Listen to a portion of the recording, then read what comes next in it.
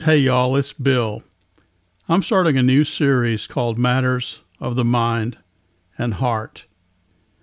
Today is the first installment. I don't know how many videos I will eventually produce under this heading, Matters of the Mind and Heart, but I hope you join me.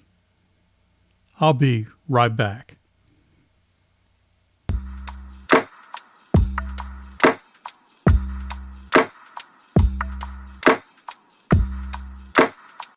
Over the decades, I have been formally diagnosed with attention deficit disorder, or ADD, persistent depressive disorder, with sporadic episodes of clinical depression or major depressive disorder.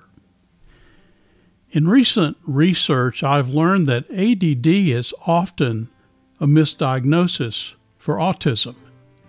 It never dawned on me that I might also be on the autism spectrum until late 2023. So I took an online assessment, and believe it or not, I scored higher than 86% of those who had been officially diagnosed as autistic and who took the same questionnaire. So I'm currently self-diagnosed with autism spectrum disorder, or ASD, and I'm awaiting a referral from my primary care physician for a formal adult autism assessment, if one is available locally.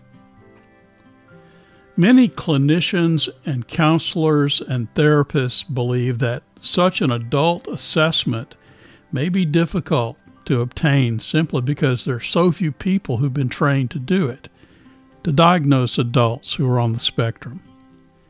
For this reason, groups such as Autism Speaks, the Autism Research Institute, and the American Autism Association welcome participation by those whose autism is self-diagnosed, whether they ever get a formal diagnosis or not.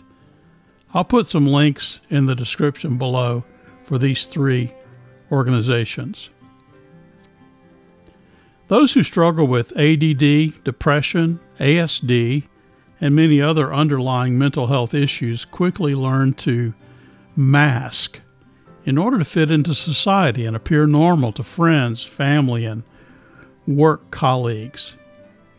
Well, there's been one primary mask I've been wearing since my teens. Let's just call it conservative evangelical Christianity.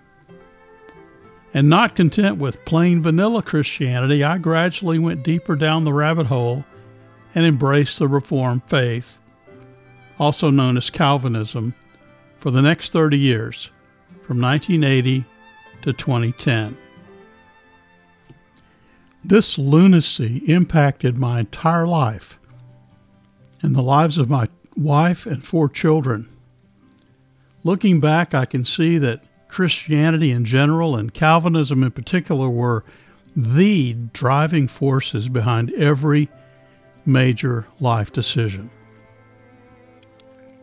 I uprooted my family to far-flung places like rural Michigan, the valleys of South Wales in the United Kingdom,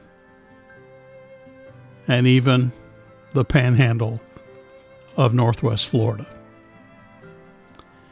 And the price has been incalculable because, like a fool, I did not focus on a sensible career trajectory that would have given a hell of a lot more financial stability than a pitiful Social Security check in my retirement years. No savings, no pension to fall back on, nothing. I jumped from job to job and whatever I could find to pay the bills, while obsessed with providing leadership to small, struggling churches who could not afford to pay a full-time pastor. I pissed away my entire adult life in short stints of retail management, banking, accounting, marketing, and publishing. You see, the church was my first love. Everything else was just a temporary mistress. Strangely enough, it took 5 years of ministry in the valleys of South Wales before I finally came to my senses. I had obtained a minister of religion visa that did not allow any other type of employment in the UK.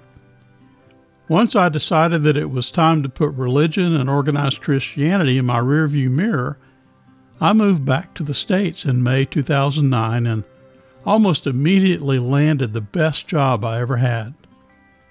I was hired as a federal background investigator carrying a shiny silver badge that belonged to the U.S. Office of Personnel Management, or OPM, and conducting investigations for military, civil servants, and defense contractors who needed a top secret or other security clearance.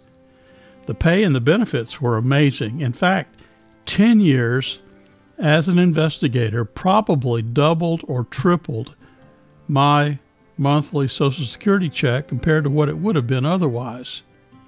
Still, it's not much.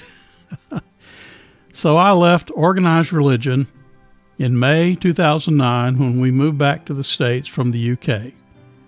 Believe me, it felt really strange, especially since I had been an ordained Southern Baptist or SBC minister since 1982.